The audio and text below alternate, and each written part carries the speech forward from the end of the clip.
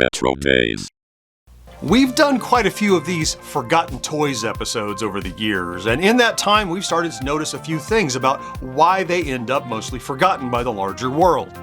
Now, probably the most common reason is simply due to poor saturation. There weren't many made, so most of us never had the toys. This one reason can be connected to a number of other variables, including, but not limited to, poor marketing, regional-only sales, and improper financial backing. Another common reason for toys becoming forgotten is due to general disinterest, both during the time of manufacture and later. However, of all the myriad reasons we've discerned, my absolute favorite is because the toys were somehow too weird.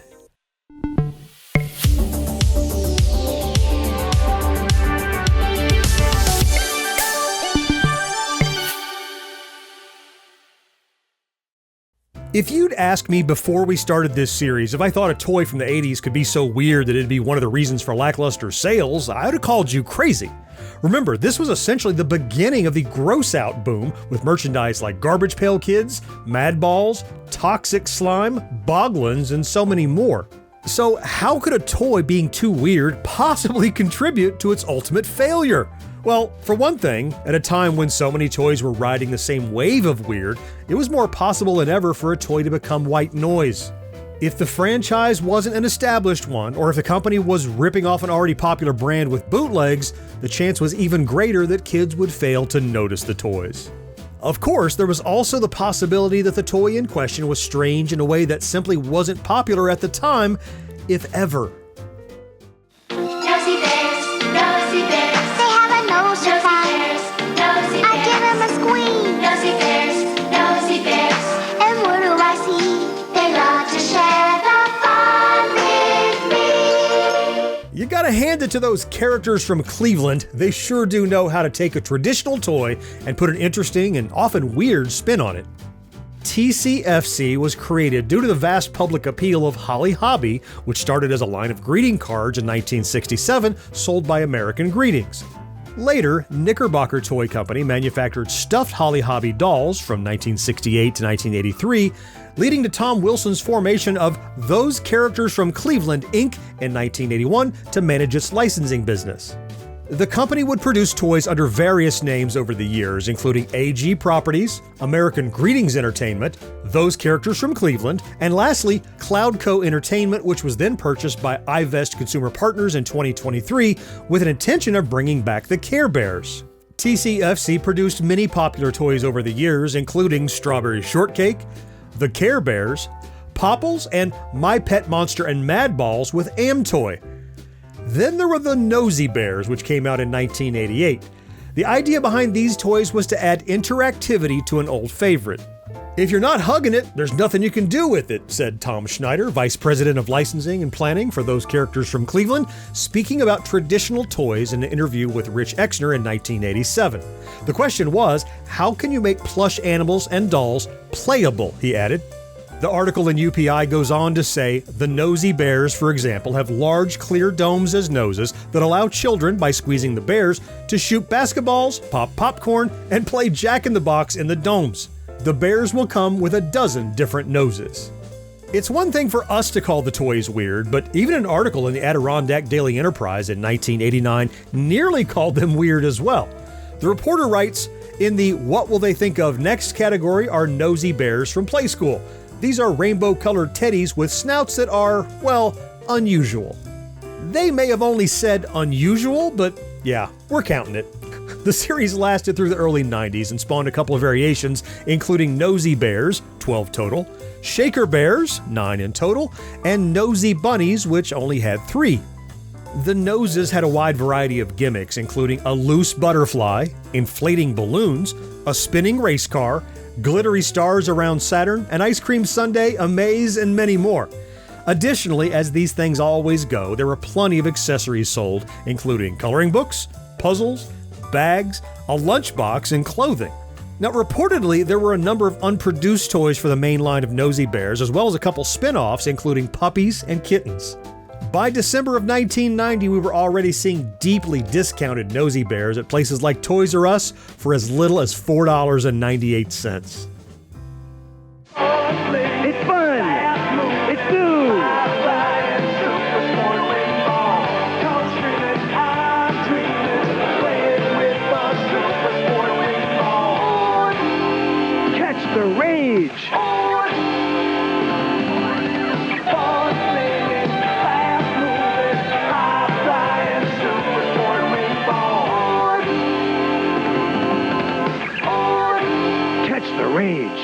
If I didn't know any better, I would swear that this commercial was produced in the 2020s as an SNL skit.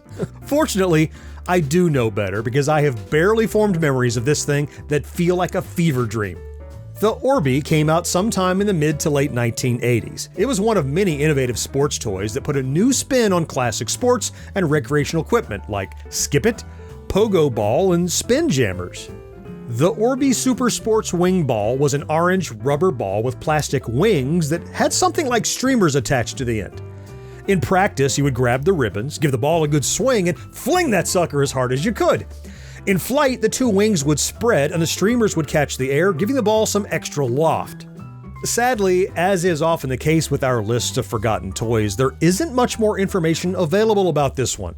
During my research, I ran into a YouTube commenter who claimed their grandfather was the co-founder, but sadly they didn't respond to my request for more information.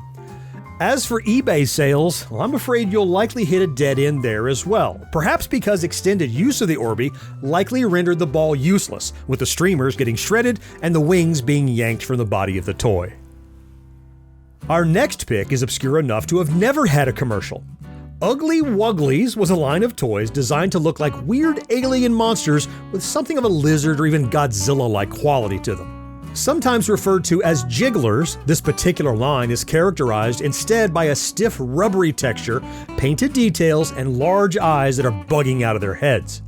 There's something rather endearingly goofy about them, with their wide-open mouths, bug eyes, and little arms reaching out to the sky as if praying for someone to love them. These were impulse buy items that would be displayed somewhere near the register of small toy stores and corner shops, which explains the lack of a commercial. They simply weren't the kinds of toys that got advertised, except maybe within the pages of comic books and monster magazines. Now, I have found a few of these over the years at yard sales, usually for under $1, but the real holy grail is getting a full box. There are a couple examples of this on eBay, usually going for hundreds of dollars. The box further calls the Ugly Wugglies creatures from another world. Interestingly, one example box doesn't show a manufacturer, while the other says Imperial Toy Corporation. Inspecting my own toys, there is only a single marking under the mouth that says China. Infaceables, Iron Lion, Infaceables, and Robash. Imagine mystic warriors of change. They are Infaceables. Come to the universe of instant transformation. Infaceables, where you can command the powers of change. Infaceables, they come ready for battle. Imagine mystic warriors of change. They are Infaceables, like a lube. Usually, when we're compiling these lists of forgotten toys, I'm at least somewhat familiar with the picks. Well, sure, we call them forgotten, but as we've acknowledged in previous videos, that rarely, if ever, means completely forgotten. Someone, somewhere remembers these toys, and usually I'm one of them. Well, not this time. The Infaceables were a short-lived 1984 toy line by Galoob, featuring action figures with a vacuum suction face that revealed a hidden monster underneath. When kids extended the torso, the rubber face would get sucked in and press against the inner mold to reveal the hidden creature. The back of the packaging explained, hold hips securely and pull up on the chest until waist locks in extended position. To release, push the upper body back to its original position. There was only ever a single series featuring 8 figures consisting of 4 good warriors, 4 evil warriors, and 3 vehicles. The good warriors were Iron Lion, Robash, War Dog, and Sphinx. The evil warriors were named Tuscus, Brainor, Timbo, and Torto the Claw. Finally, the vehicles were the Crusher Cruiser, the Incredible Thrasher, and the Horrible Hammer. Despite the inventive gimmick, the line suffered from poor sales and no cartoon series. Ultimately, the toy line didn't survive the year. For those looking to collect these figures, the deteriorating rubber faces make it almost impossible to find them in good condition. In most cases, the outer face will either be partially destroyed or completely gone unless you find them sealed in the package. Our lords, extraterrestrial warriors. I am Lord Power, leader of the lords. Riptog and Ragoth are attacking. We must help Psyduck defend Balkan Rock. our lords. Riptog has 4 fists. Psyduck is finished. It's Lord Power. He zapped Riptog's head. But Arcus has Psyduck. Our lords, Adam Powell's Psyduck, Griptog, and Arcus are each sold separately from the Power Lords collection, new from Revell. In 1983, Revell released a strange line of action figures called Power Lords, the Extraterrestrial Warriors, created by Wayne Barlow, the author and artist of Barlow's Guide to Extraterrestrials, alongside Ned Strongen and Lynn Mayhem. Of this unique series, Eric Treadway from Four Horsemen Studios said, "Power Lords was the first time I realized how alien an alien could be. Up until the point that I first saw Power Lords, an alien was a humanoid creature in a robe or jumpsuit, but these creatures took my imagination to the next level. The designs have stuck with me for years and had a huge influence on the way I look at creature design." The series was so impactful that in 2012, Four Horsemen Studios even acquired the license to produce new Power Lords with the intention of releasing a new line. Reportedly, new Power Lords figures were sold at the 2013 San Diego Comic-Con, but did not receive the necessary pre-order numbers to move forward with future installments. According to Wikipedia, the Nacelle Company, known for their documentary series The Toys That Made Us, acquired the Power Lords brand in 2021. A brand new set of Power Lords figures were finally showcased at the Nacelle Company's San Diego Comic-Con panel on Thursday, July 24th. Additionally, the Power Lord story is back in print from Oni Press, with their first issues released back in January 2025.